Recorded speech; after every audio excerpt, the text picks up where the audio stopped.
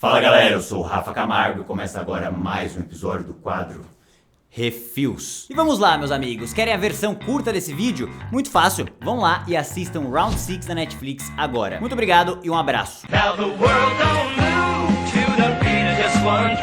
Agora, quer a versão completa do porquê que você precisa conhecer esse seriado? Ah, então você veio pro lugar certo, porque a Netflix é isso aí, né, meus amigos? Ela vem com 780 coisas horripilantes, mas quando aparece uma que é boa, a gente esquece tudo de ruim, assim como o marido que foi traído. E esse é o caso aqui, meus amigos, porque sem nenhuma enrolação, Round 6 é muito bom mesmo. É perfeita? Não, não é, mas por pouco. E é sobre isso que eu quero conversar com vocês, meus amigos. Então se você é novo aqui no canal, seja muito bem-vindo e eu convido você pra vir comigo nessa jornada turbulenta, porque sem mais delongas, solta a vinheta e vamos nessa!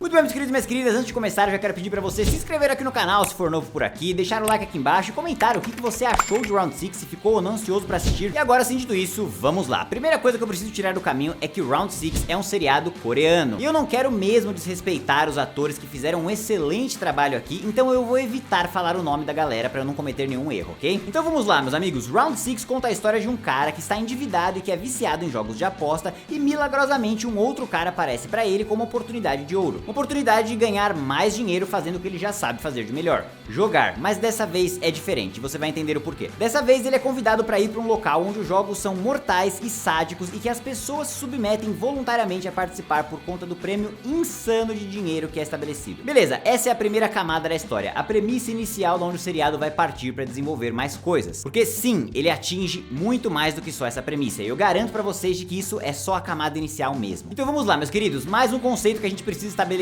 aqui para eu conseguir fluir com a minha linha de raciocínio. O primeiro episódio de um seriado é chamado de piloto, porque no passado, quando as séries passavam na TV e não tinham temporadas fechadas, eles usavam desse conceito do piloto para saber se a série foi ou não bem recebida, então era apenas um teste. E eu pensei muito antes de escrever essa próxima frase, mas aí vai. O primeiro episódio da série, sinceramente, foi o melhor piloto que eu já assisti na minha vida inteira. É impecável, cara, que piloto fantástico, meus amigos. Pelo menos na minha concepção e na minha forma de encarar uma história como essa, foi tudo feito da melhor forma que poderia ser feito. Nós somos apresentados vagarosamente a vida do protagonista, entendendo tudo que fez ele chegar na situação atual, quais são suas dinâmicas com as pessoas próximas, quais são suas motivações, quais são seus métodos e tudo mais. E isso, meus amigos, é fundamental para que a gente compre a ideia desse personagem. Comprar um lado de um protagonista que é falho, e sim, esse cara é muito falho, ele é um péssimo filho, ele é um péssimo pai, mas ainda assim a gente continua lá torcendo por ele. E o porquê, eu pergunto pra vocês, como que a série consegue atingir isso? Bom, uma palavrinha com certeza é o que rege o roteiro de Round 6. Uma palavrinha apenas para tornar ele inesquecível e forte, pesado, denso. E essa palavrinha é apenas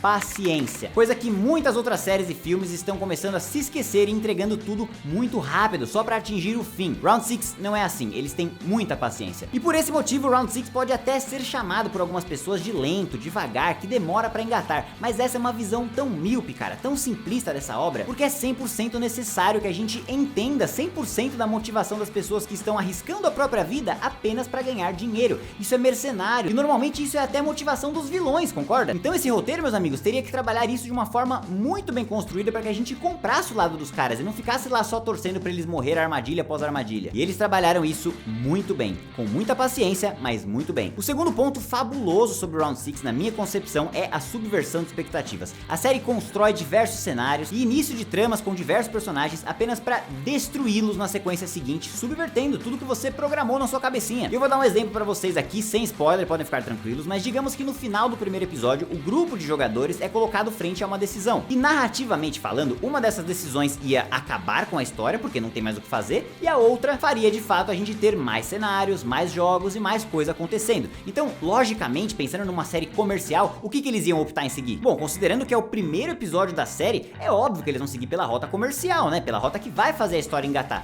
Por mais que ela não faça tanto sentido na cabeça dos personagens, mas é o certo a se fazer, concorda? Concorda? Negativo, meus amigos, eles optam pela rota mais difícil. Porém, a realista, a que de fato aconteceria naquele cenário, mas a mais difícil de escrever. E o fato desse roteiro não se permitir cair no clichê, no lugar comum, e de incorporar todos os desafios que a sua própria narrativa estabelece, já é digno de ser mencionado. Foram pouquíssimas as vezes, se é que teve alguma, que eu me peguei pensando que a decisão de determinado personagem não fazia sentido. Elas sempre fazem. De verdade, antes do cara topar entrar nos jogos de forma consciente, ele tenta todas as possibilidades de pegar a grana de uma forma mais digna e sem perigo. E você até pode pensar: ai Rafa, eu não pegaria o dinheiro desse jeito, eu faria tal coisa, não, eu faria determinada outra coisa. Mas sim, você faria diferente, mas não o nosso protagonista. E a história é dele e não sua. Ele foi apresentado como um cara sem muitos caminhos profissionais abertos, ele foi apresentado como um cara que é viciado em jogos, ele foi apresentado como um cara que abraça toda e qualquer forma de ganhar uma grana rápida. Então essa, de fato, depois que ele esgotou todas as outras possibilidades, é a melhor forma na cabeça do personagem de conseguir essa grana pra ajudar a sua mãe e a sua filha. Isso é perfeito, cara, de um ponto de vista de roteiro, isso é perfeito. E isso está diretamente ligado com a paciência que eu falei antes, porque se a série não tivesse tomado tempo apresentando isso, eu não ia comprar o resto da história. Então vamos lá pro terceiro ponto, meus amigos, os jogos. Na verdade, quer saber? Vamos deixar os jogos pra depois, porque eu acho que os jogos vão me permitir fechar essa linha de raciocínio. Eles representam bem o que eu vou fechar. Então, antes dos jogos, os personagens. Todo mundo, além do personagem principal, também é apresentado da melhor forma que um roteiro pode apresentar um personagem. Pessoas com características individuais, motivações e objetivos individuais. E o mais importante, pessoas falhas. A galera aqui em Round 6 não são personagens unilaterais, com apenas um traço de personalidade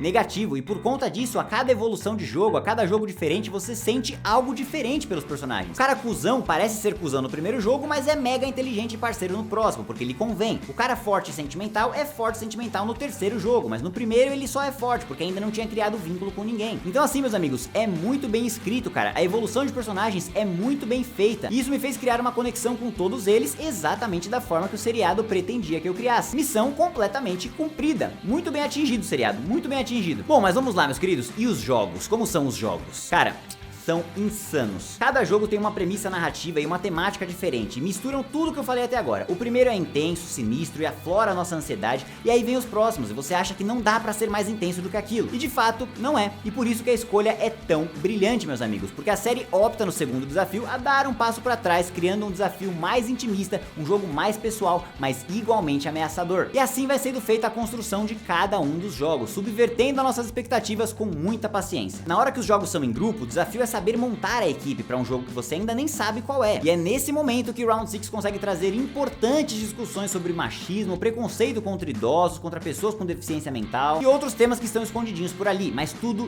dentro do roteiro, fazendo sentido com a história que a gente tá vendo. Não é daquela forma ridícula que foi feita em La Casa de Papel, que eu comentei com vocês, em que um personagem verbalmente expressa o que o roteiro quer passar de militância, de mensagem. Nada disso, não é essa porcaria. Aqui tudo que é preciso ser passado é passado dentro do roteiro, dentro da história, para fazer a gente refletir e internalizar a mensagem no nosso próprio tempo, enquanto ainda não destrói o fluxo da história. Como o próprio nome da série sugere, são 6 jogos no total e nós temos 9 episódios, então não é um jogo por episódio. E isso também é perfeito, porque a gente vivencia o desespero do pré-jogo, a intensidade do jogo em si e as consequências mentais do pós-jogo. E além de tudo isso, e como se não fosse o suficiente, a série baseia os seus jogos em brincadeiras infantis coreanas. E obviamente, como vocês estão vendo, eu não sou coreano, então eu não conheço 100% daquelas brincadeiras, mas a série estruturalmente explica tudo o que precisa ser explicado pra gente ter a experiência por completa da mesma forma de quem já conhece. Exatamente o oposto do que foi feito naquele filme que eu comentei com vocês ontem, se não me engano, de Prisioneiros da Terra dos Fantasmas, que parte de uma premissa de que todo mundo já conhece a cultura japonesa e por isso não me criou experiência nenhuma, não me fez sentir nada. Aqui não, aqui foi diferente. Bom, e por fim, meus amigos, mas também mantendo o território sem spoilers, o final dessa série é bem forte. Forte no sentido de intenso, reflexivo, sabe? Existem margens pra uma segunda temporada, mas eu particularmente gosto de acreditar de que o arco narrativo que foi contado aqui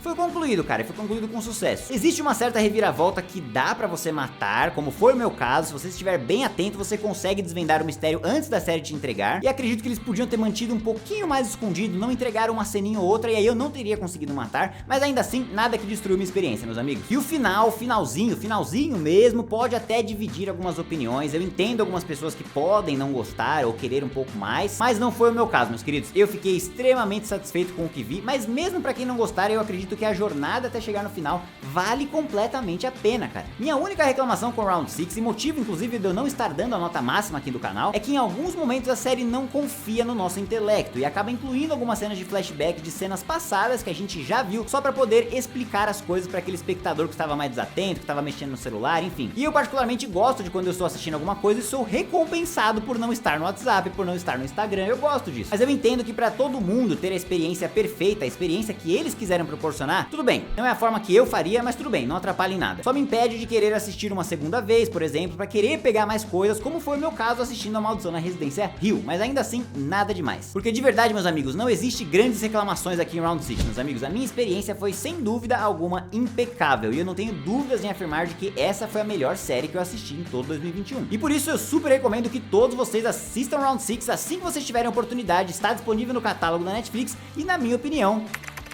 é pra você colocar agora no topo da sua lista. E agora eu quero saber de você, já assistiu Round 6? Gostou? Comenta aqui embaixo pra eu saber. Se curtiu o vídeo, não se esqueça de deixar o like aqui embaixo, se inscrever no canal e ativar o sininho pra ficar por dentro das próximas novidades.